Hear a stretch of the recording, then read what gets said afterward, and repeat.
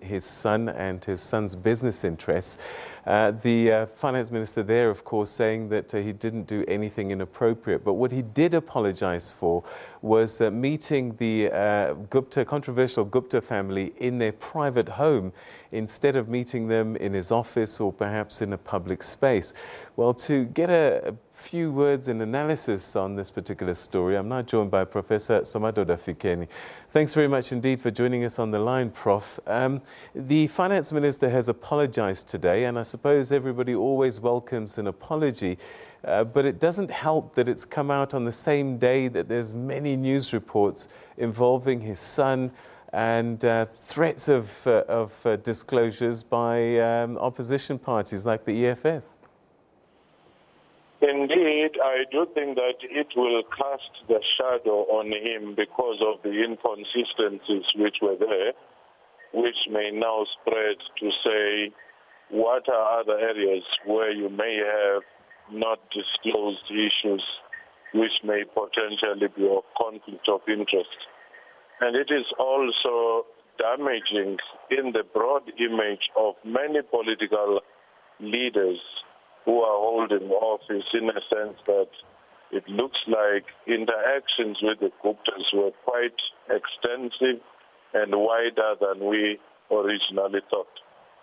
I'm going to ask you to speculate a little bit, but, you know, it seems as if a lot of cabinet ministers and senior officials in government would go to the Gupta compound in Saxonwold, and I wonder if it wasn't due to an influence from the #1 citizen at the time.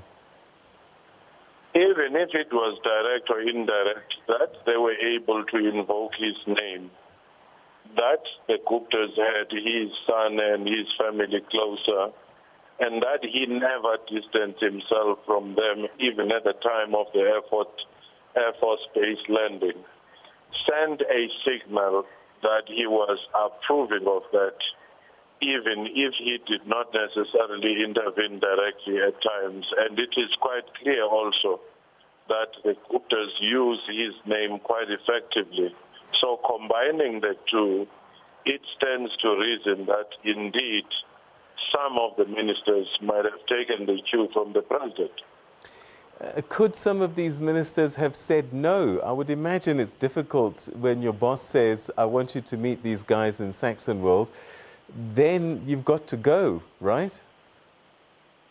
Indeed, but at the same time, that does not exonerate them. Once they are entrusted by the taxpayers, by the voters, into certain roles, they cannot simply say it's because my boss wanted it this way. It is for that reason that some people, even the CFOs of companies or the CEOs, they cannot say the chairperson of the board wanted me to do A, B, C, D, E.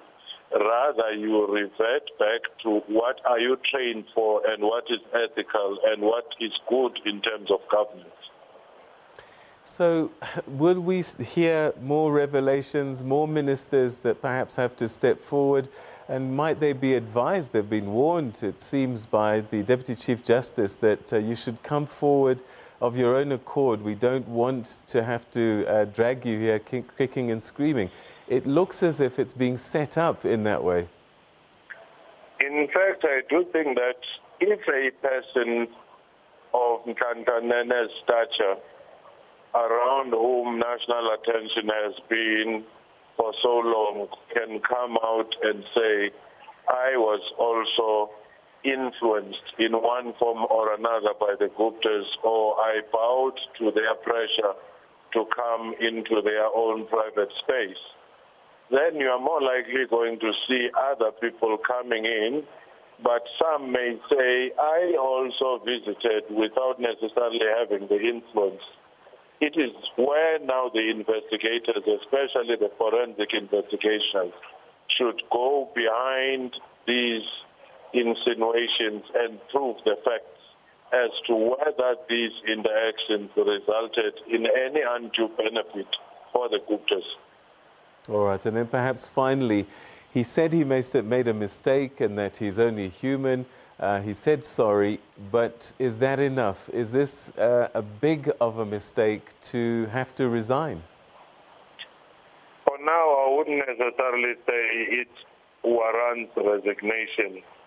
But what may actually happen is if there was proof that he influenced,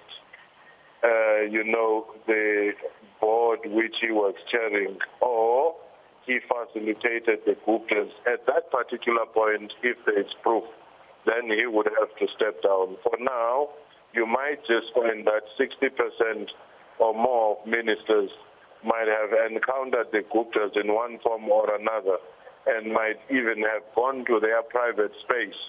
Now, with the help of hindsight, it is quite clear that private citizens, no matter how powerful, no matter how connected to the president, should not have an undue influence, and the space between what is public and private should be clearly delineated. All right, Professor Fikeni, that's where we're going to leave it. Thanks very much indeed for your insights. Always a pleasure talking to you.